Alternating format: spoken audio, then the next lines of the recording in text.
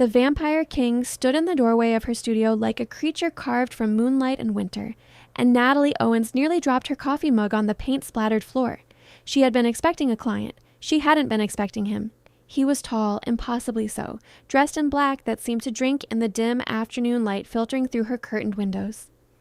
His skin was pale as fresh snow, luminous in a way that made her think of marble statues in ancient museums. His hair fell past his shoulders in waves of pure white, framing a face that belonged in history books or fever dreams. Sharp cheekbones, a mouth both cruel and sensual, and eyes the color of garnets that fixed on her with an intensity that made her breath catch. "Miss Owens," he said, and his voice was like velvet dragged over broken glass. "I am Xerxes Lateran. Your services have been requested." Natalie set down her mug carefully, acutely aware of how her oversized flannel shirt was covered in paint stains, how her leggings clung to her thick thighs, how her belly pressed against the fabric. She was a big woman, had been all her life, and she learned to navigate the world with her size as both shield and vulnerability.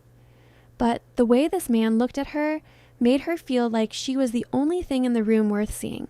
"I don't usually take walk-in clients," she managed, tucking a strand of dark curly hair behind her ear, especially not ones who somehow got past a locked door. The corner of his mouth lifted just slightly. "I'm not accustomed to barriers, Miss Owens, and this is not a typical commission. I require a portrait artist of exceptional skill. My research indicates you possess such talent." Research? She crossed her arms, feeling the familiar defensive posture settle over her shoulders. "Who are you exactly?" "I told you. Xerxes Lateran." He stepped further into her studio, moving with a grace that seemed almost liquid. "And I am willing to pay you $50,000 for 3 nights of work." The number hung in the air between them like a physical thing. Natalie's rent was 3 months overdue. Her student loans were crushing her. The art world had been kind to her talent but cruel to her body, with gallery owners who praised her work in private but never quite featured it prominently, who suggested perhaps she should consider losing weight if she wanted to be the face of her brand. 3 nights, she repeated slowly. "Why nights?" His eyes gleamed.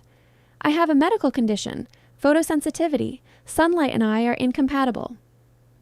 The way he said it made something prickle at the back of her neck. She lived in the city long enough to know there were things that moved in the darkness, whispers of creatures that shouldn't exist but did. The vampire rumors had always seemed like urban legend, stories to tell tourists and thrill seekers. But looking at Xerxes Lateran, at the unnatural perfection of him, at the way he stood too still, breathed too shallowly, she wondered if perhaps the legends had teeth.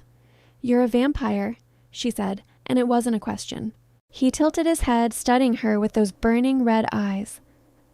"Does that frighten you?" "Should it?" "That depends entirely on whether you accept my offer." He moved to examine one of her paintings, a portrait of an elderly woman she'd done last year, capturing every line and age spot with loving detail. "I need someone who can see past the surface, someone who understands that beauty exists in truth, not perfection. Your work suggests you possess that rare quality." Natalie's heart hammered against her ribs. This was insane. Vampires weren't real, except he was standing in her studio, and no normal human moved like that, looked like that, spoke with the cadence of someone who had learned English when it was a different language entirely. "Why do you need a portrait?" she asked. Xerxes turned back to her, and for just a moment, something ancient and tired flickered across his perfect features. "Because I have not seen my own face in 300 years. Mirrors do not work for my kind. Neither do photographs nor any modern technology. But paint and canvas, the human eye interpreting what it sees, that we can capture. That we can preserve." The loneliness in his voice broke something open in her chest. She thought about how it would feel to never see yourself, to exist only in your own limited perception, to have no reflection to remind you that you were real. 3 nights, she said, 50,000, and you said exactly where and how I tell you. His smile was sharp and genuine. "I am a king, Miss Owens. I bow to no one, but for you, for this, I will sit still as stone." That was how Natalie Owens found herself preparing her studio at sunset the next evening, her best canvas stretched and primed, her paints laid out with trembling hands. She'd spent the day researching everything she could find about vampires, sorting legend from likely truth. The sunlight weakness seemed real. The blood drinking, presumably real. The age, the power, the danger, all of it clicking into place like pieces of a puzzle she hadn't known she was solving. She'd also looked up Xerxes Lateran, though she'd found nothing under that name. But she had found references to vampire courts, to old bloodlines that ruled from shadows, to a king who had held the eastern territories for centuries. If even half of it was true, she had invited something incredibly dangerous into her space. The knock came precisely at sunset. This time, she opened the door herself. Xerxes stood on her threshold dressed in deep burgundy, his white hair pulled back from his face, revealing the elegant lines of his jaw and throat. He looked like a painting himself, too beautiful to be real, and Natalie felt every extra pound on her body with acute awareness. "Miss Owens," he greeted, and stepped inside without waiting for invitation. "Shall we begin?" She directed him to the chair she'd positioned near her easel, angled to catch the warm glow of her carefully arranged lamps. He settled into it with the kind of absolute stillness that confirmed everything she had suspected. No human could sit that motionless, barely breathing, like a statue given temporary animation. Natalie picked up her pencil and began to sketch, her hand moving across the canvas in confident strokes. She'd done hundreds of portraits in her career, had learned to see past what people showed the world to what lived beneath. But Xerxes was different. Every line of him was deliberate, controlled, a mask worn so long it had become part of his face. "Tell me about yourself," she said as she worked, needing to break the intensity of his gaze. "If you're going to sit in my studio for 3 nights, I should know more than your name." "What would you like to know?" His voice was carefully neutral. "Why now? Why after 300 years do you suddenly want a portrait?" Silence stretched between them, broken only by the whisper of her pencil on canvas. She didn't push, just kept sketching, capturing the sharp angle of his cheekbones, the way his hair caught the light like spun silver. "Because I am tired," he finally said so quietly she almost missed it. "Because immortality is a long road, and sometimes we need reminders of what we are, who we were. I want to see my face before I forget it entirely." Her hand paused. "You're thinking of ending it." "I am thinking many things." His eyes found hers, and the weight of centuries pressed down on her. "I have ruled my kind with absolute authority. I have built empires and watched them crumble. I have loved and lost and learned that loss is the only constant in an eternal life. And now I wonder what the point of it all has been." Natalie set down her pencil and came around the easel to stand before him. She was a large woman, soft and curved in a world that worshipped sharp edges. But she carried herself with the confidence of someone who had fought too many battles with her own reflection to care about his judgment. "The point," she said firmly, "is that you're still here, still asking questions, still looking for answers. That's not someone who's ready to give up." Xerxes looked up at her, and something shifted in his expression. His hand lifted almost without thought, and his fingers brushed the curve of her hip where it stretched her paint-stained jeans. The touch was feather-light, reverent. "You are magnificent," he murmured. "Do you know that?" Heat flooded her face. "Don't." "Don't what?"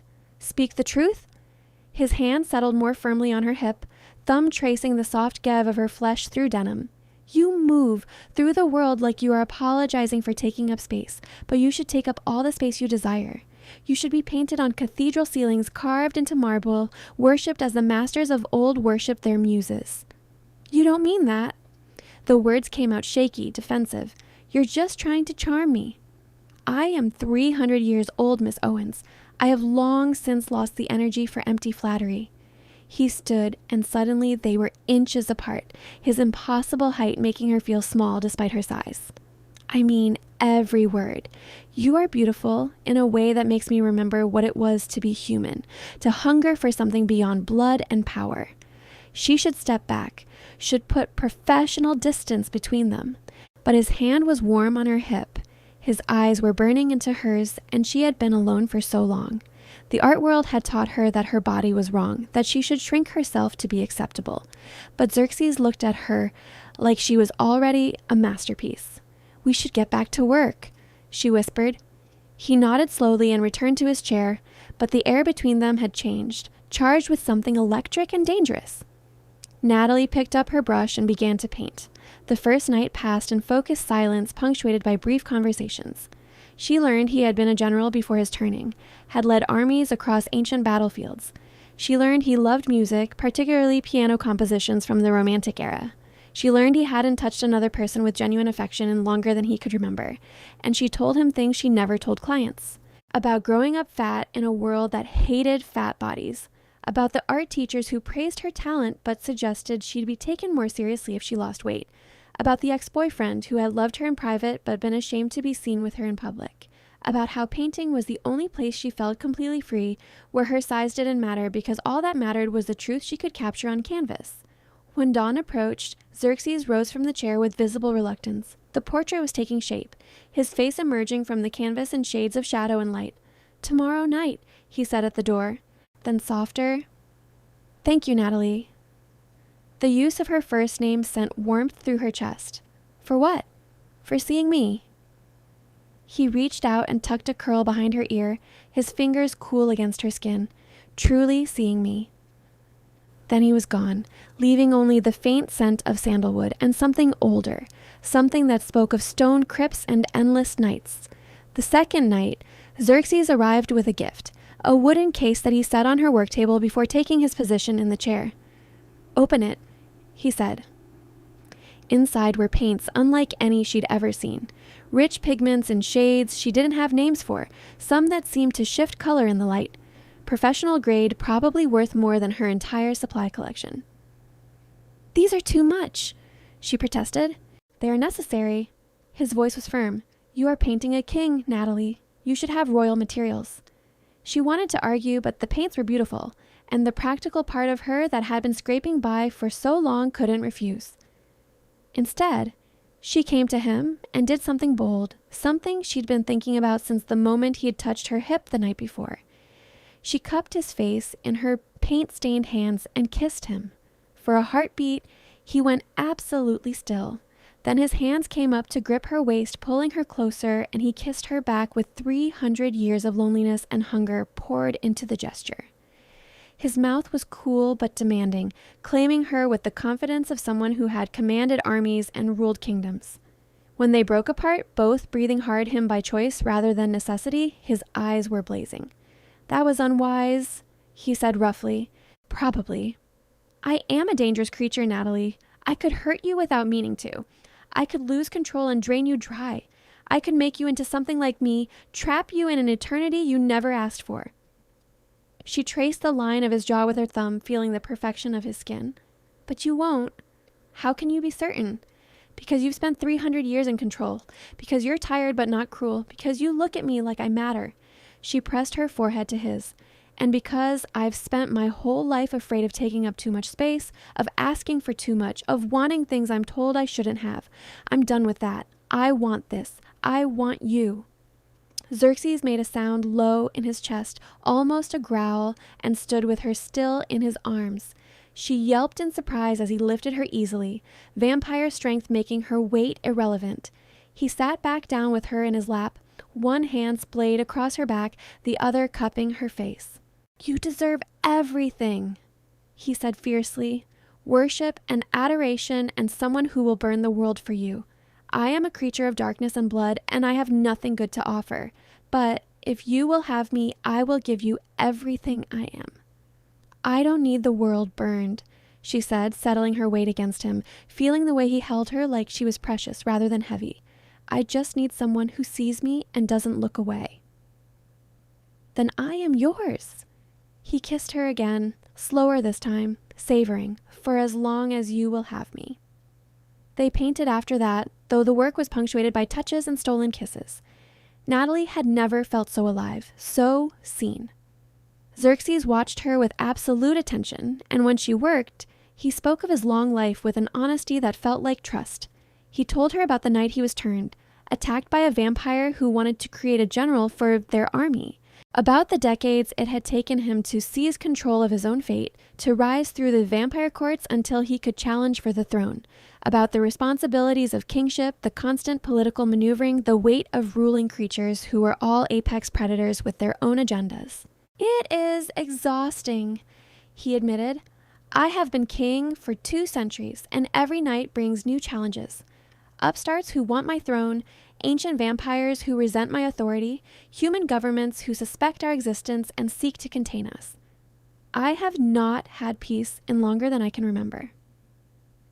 "Is that why you wanted the portrait?" Natalie asked, adding careful highlights to capture the way light played across his features. "To remember who you were before all of this?" "Partly." His eyes tracked her movements, hungry for the glimpse of himself taking shape on canvas. "But also because I wanted something beautiful. Something created for me, just me, not the king, not the general, just Xerxes." She understood that longing more than he knew, the desire to be seen as a complete person rather than a single attribute. She'd spent her life being reduced to her size, her worth measured by pounds and inches rather than talent or soul. And he'd spent centuries being defined by power and responsibility, his individual identity subsumed by his crown. "Tell me about when you were human," she said softly. His expression went distant, remembering. "I was born in Macedonia, though that name means little now. My father was a soldier, and I followed his path. I loved the strategy of warfare, the way battles were like chess matches played with living pieces. I was good at it. Too good, perhaps. It made me a target." "Do you miss it? Being human?" "I miss the simplicity, the way time moved at a comprehensible pace. I miss food, the taste of wine and bread. I miss the warmth of sunlight on my skin." He paused. "But I do not miss the brevity. Knowing that death was always close, that I would have perhaps 40 or 50 years if I was lucky. Immortality is lonely, but it allows for patience, for the long game." "And what's your long game now?" She met his eyes across the canvas. "I am trying to decide that," he said honestly. "For the first time in centuries, I do not know what comes next." Dawn came too quickly again. Xerxes left with obvious reluctance, kissing her at the door like a man going to war, rather than simply to ground himself for the day. Natalie watched him disappear into the pre-dawn darkness and felt her heart clench with something that might have been love or might have been madness. She spent the daylight hours not sleeping but researching. If this was real, if she was truly falling for a vampire king, she needed to understand what that meant. She found references to the vampire courts in obscure forums and old books, pieced together the political structure. The eastern territories that Xerxes ruled encompassed everything from Maine to Florida, thousands of vampires under his command. He was powerful, ancient, and according to several sources, absolutely ruthless when his authority was challenged. She also found warnings. Vampires who took human lovers rarely ended well. Either the human aged and died while the vampire remained unchanged, or they returned and grew to resent the immortality they hadn't fully chosen. The courts discouraged such relationships, saw them as weaknesses to exploit. But when sunset came and Xerxes arrived for the final night, none of that mattered. He swept into her studio like a storm given form, and the moment the door closed behind him, he had her pressed against it, kissing her like he'd been starving for her all day. "I could not stop thinking about you," he said against her mouth. "In all my long years, I have never been so thoroughly distracted." "Is that a complaint?" She arched into him, loving the way his hands gripped her hips, fingers digging into her soft flesh. "It is a revelation." He lifted her again, and she wrapped her thick legs around his waist as he carried her to the chair, sitting with her straddling his lap. "You have reminded me what it is to want something beyond duty and survival. I had forgotten that feeling." She kissed him deeply, pouring everything she felt into it. The fear, the hope, the desperate desire for this to be real and lasting. His hands roamed her body with reverent appreciation, tracing every curve and soft place like he was memorizing her. "We should finish the painting," she managed to say when they broke for air. "Soon." His mouth found her throat, pressing cool kisses along her pulse point. She felt the brief pressure of fangs not breaking skin, but a reminder of what he was. "Let me have this moment first." She threaded her fingers through his white hair and held him close. Around them, the studio was quiet except for their breathing, hers ragged and his deliberately measured. This was reckless and impossible and probably doomed, but she couldn't bring herself to care. Eventually, reluctantly, they separated enough for her to paint. The portrait was nearly complete, just final details remaining. As she worked, adding the last touches that would bring his image fully to life, Xerxes spoke. I have decided what comes next, he said quietly, her hand stilled. Oh? I am going to step down as king. Natalie nearly dropped her brush. What? You can't just... That's not something you can do, is it? It is complicated. His voice was measured, thoughtful. But I have ruled for 2 centuries. That is longer than most vampire kings maintain power. There are others who could take my place. Younger vampires with fresh energy for the political games. I'm tired, Natalie. I have been tired for a very long time. What would you do instead? She couldn't quite wrap her mind around it. A vampire king stepping down. It seemed impossible. I would like to discover what it means to simply exist, to choose my own path rather than having it dictated by responsibility. He met her eyes. Perhaps with you, if you would have me. Her heart hammered against her ribs.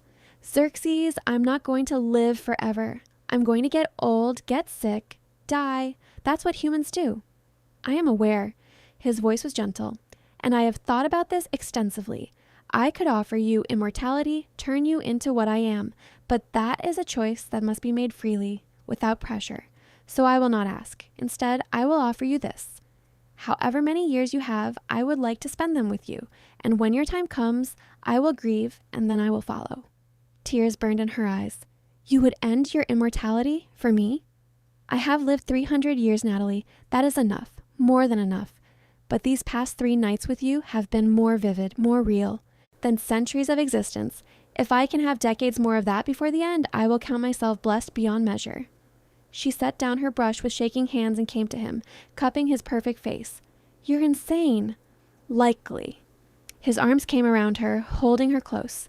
But I am also certain.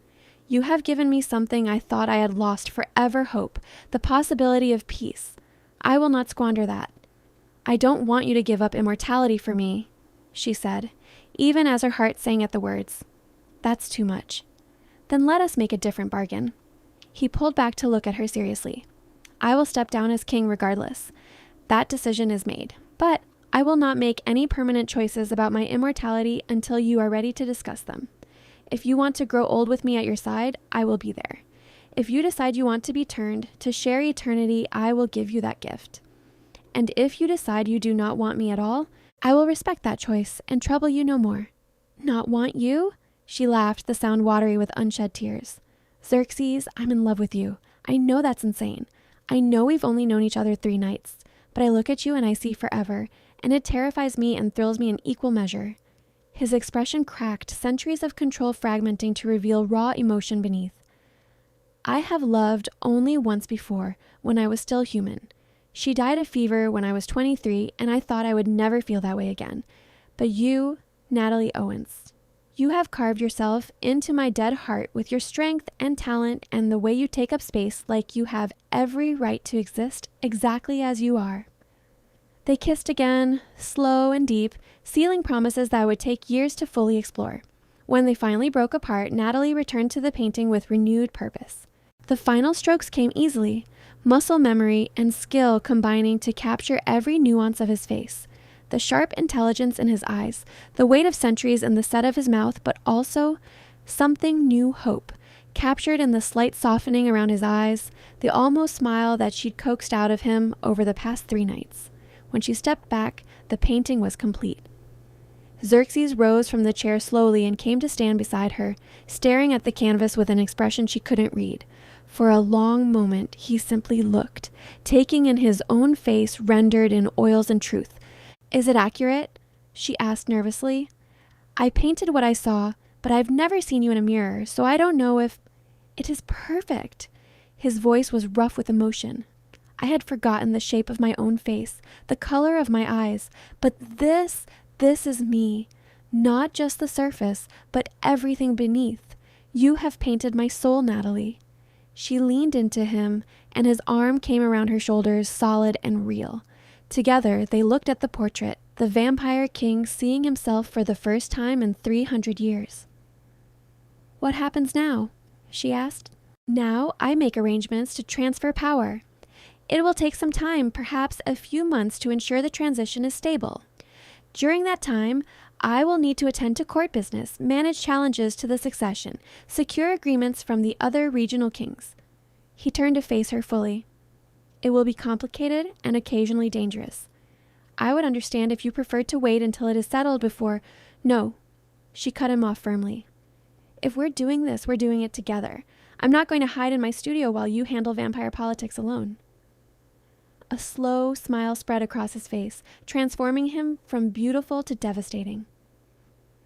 "You realize what you're agreeing to? The vampire courts are not kind places.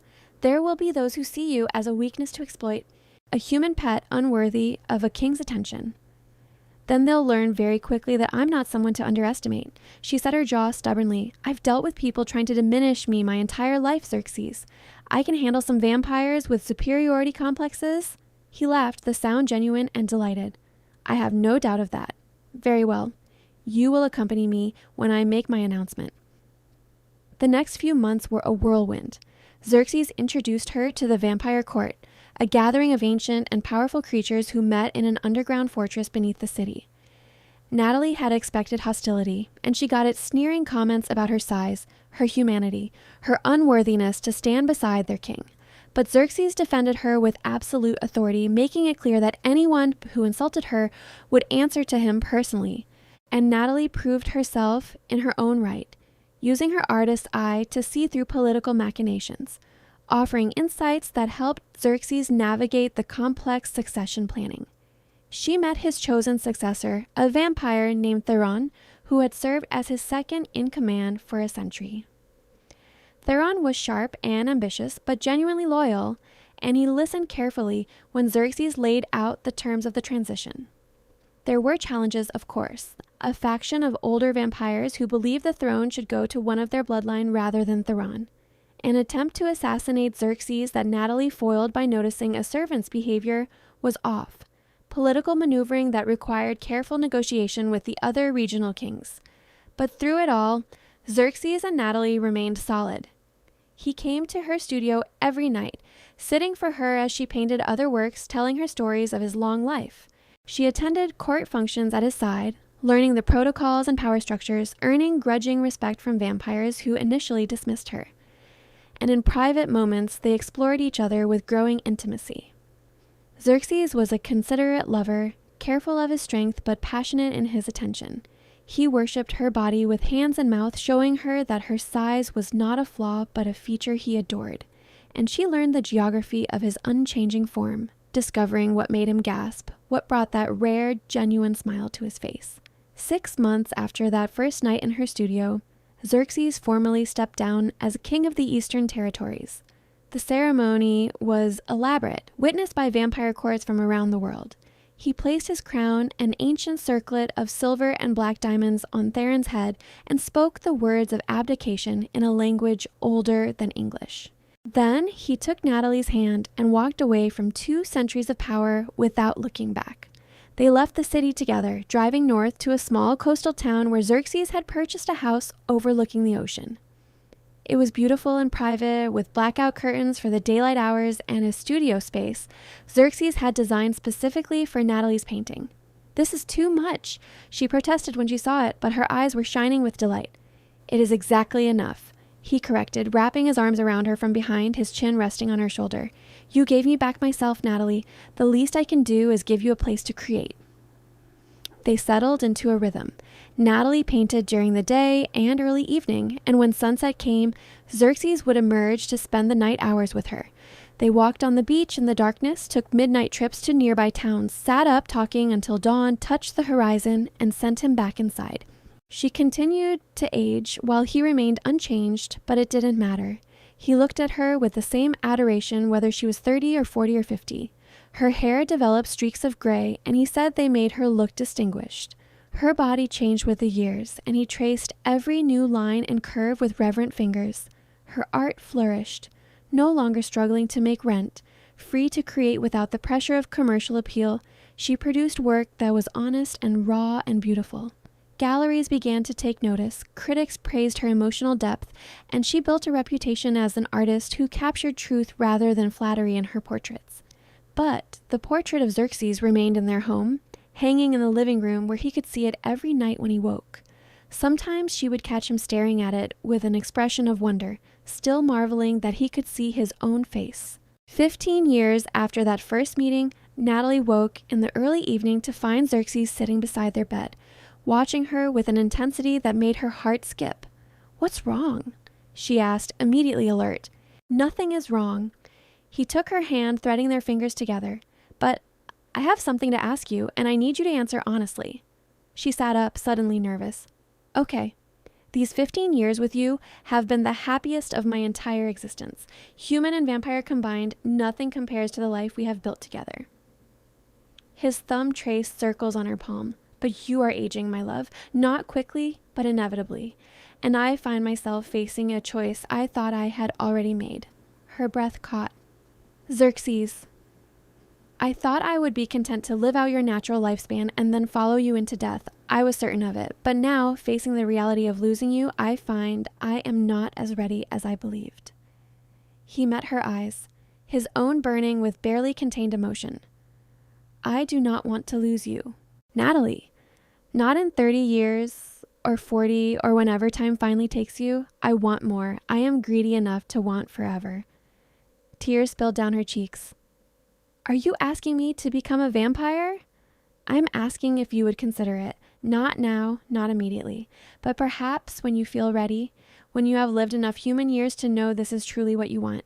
I will not pressure you. If you say no, I will still be grateful for every moment we have had." He brought her hand to his lips, kissing her knuckles. "But if you say yes, if you choose to join me in immortality, I will spend eternity showing you how grateful I am for that gift." Natalie thought about it.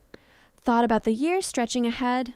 Thought about watching herself age while Xerxes remained frozen in time. Thought about death, about leaving him, about the life they had built being torn apart by mortality.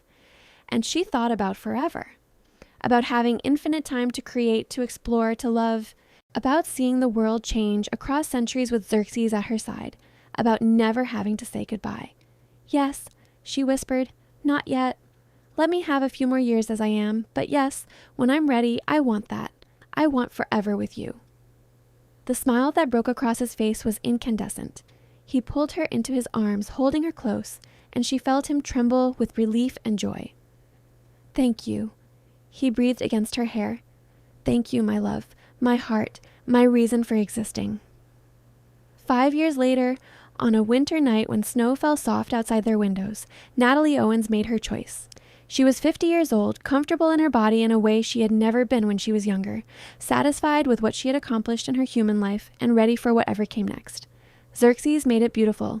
He had prepared everything carefully, researched and consulted with the oldest vampires he still maintained contact with to ensure it would be as painless as possible. He held her close, surrounded by candles and the scent of roses she loved, and when he bit her throat, it felt like falling into velvet darkness. The transformation took 3 days.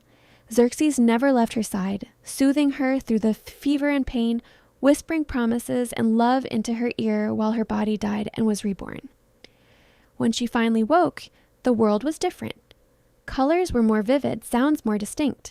She could hear the ocean from their house miles from the shore, could smell the individual components of every scent.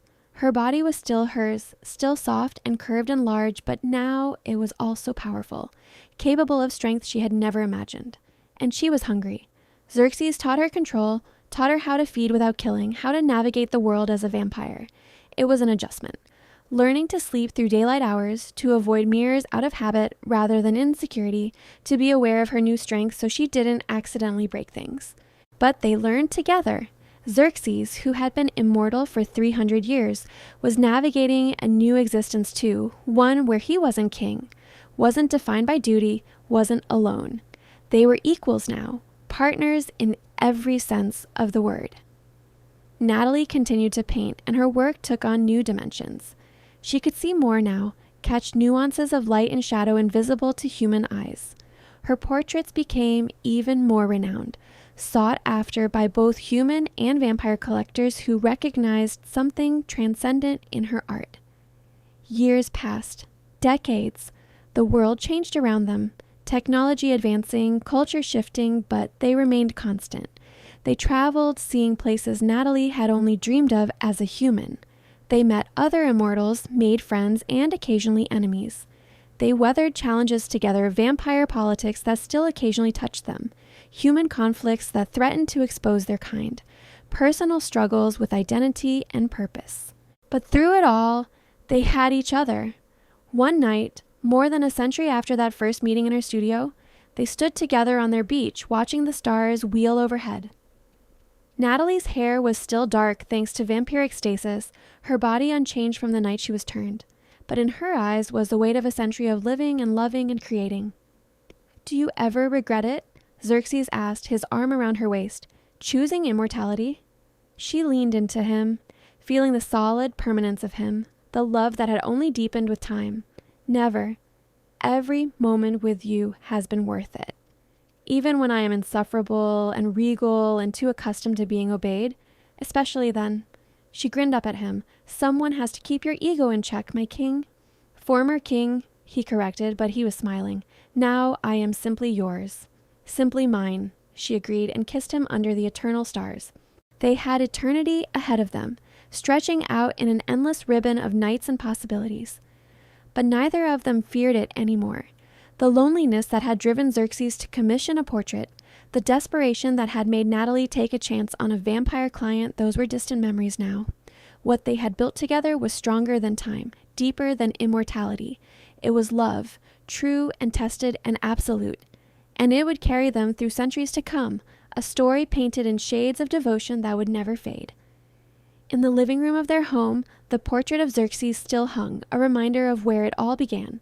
The vampire king who had forgotten his own face, captured by the artist who taught him to see beauty in truth. And beside it now hung a matching portrait, Natalie, painted by Xerxes with painstaking care, every curve and soft line rendered with love. Two faces, two souls, bound together across eternity. It was the greatest masterpiece either of them would ever create, a life built on choice and trust and the simple revolutionary act of being seen. And it was more than enough.